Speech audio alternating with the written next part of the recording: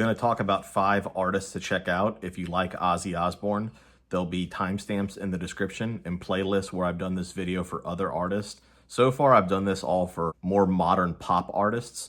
Ozzy is trending right now on the Billboard top list, but that's unfortunately because he recently passed. Elvis is the king of rock and roll. You have Michael Jackson, the king of pop. Well, Ozzy was the prince of darkness.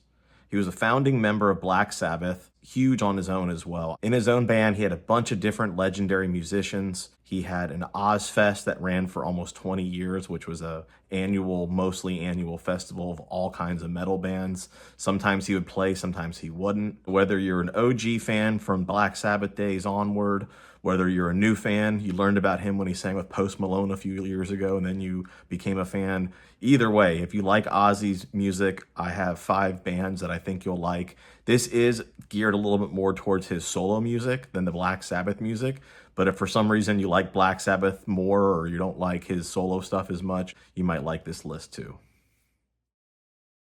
Firewind, a Greek power metal band formed in the late 90s. They've had 10 albums, and their founding member, guitar player, occasional keyboard player is gusg.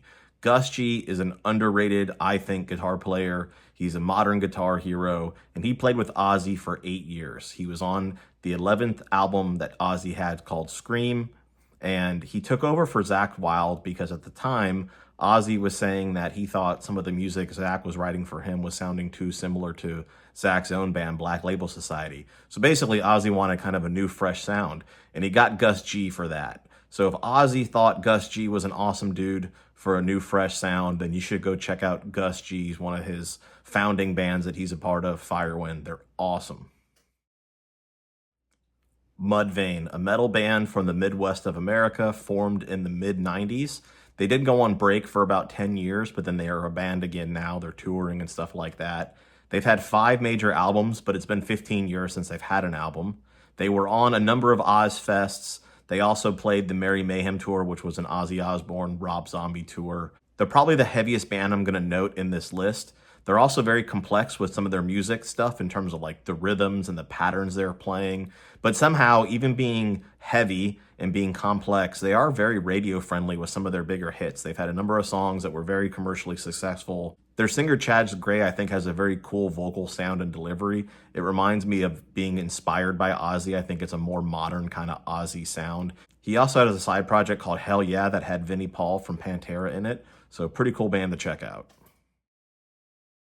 Breaking Benjamin from Pennsylvania, formed in the late 90s, named after their vocalist and guitarist Benjamin Burnley. They've had 6 studio albums, and they've had all the same members since 2014, but the original band wasn't the same guys that there is today other than the lead singer, who the band's named after. Ben's voice is amazing. Initially, when he started writing music, it had a much lighter, like Weezer meets Beatles sound is how it's described. But Breaking Benjamin is a heavy rock, metal, grunge-tinged type band. And I just think that Ozzy is an awesome frontman. He's got an amazing voice. Ben has an amazing voice. It's a very different sounding voice, but they're both great frontmen. Main difference being that Ozzy didn't play guitar like Ben does.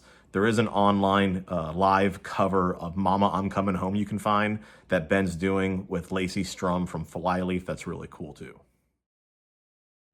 A Perfect Circle, that's basically like a supergroup of a bunch of people that I'm pretty sure have all been influenced heavily by Ozzy Osbourne. There's people from the bands like Tool, Smashing Pumpkins, Guns N' Roses, 9 Inch Nails, Queens of the Stone Age, Primus, Marilyn Manson's band. All those bands have had people play in their bands that are in A Perfect Circle at one time or another.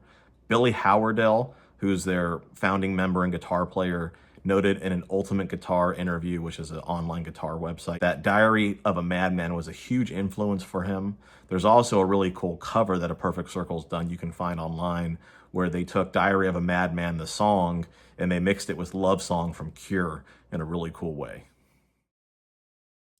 Faithnomore, formed in the late 80s in Northern California. They were a band up through the late 90s, then they broke up for about 10 years. They reformed, they played for a while. I believe they're currently on hiatus again.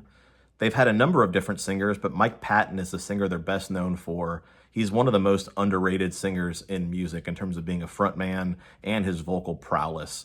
But if you like watching Ozzy on stage, you would love watching Mike Patton on stage. They also have Mike Borden as their drummer, who was the drummer for Ozzy for about 15 years, one of his longest running band members he's had in his band. Really cool cover of War Pigs you can find Faith No More doing that has Ozzy on stage doing it with them as well.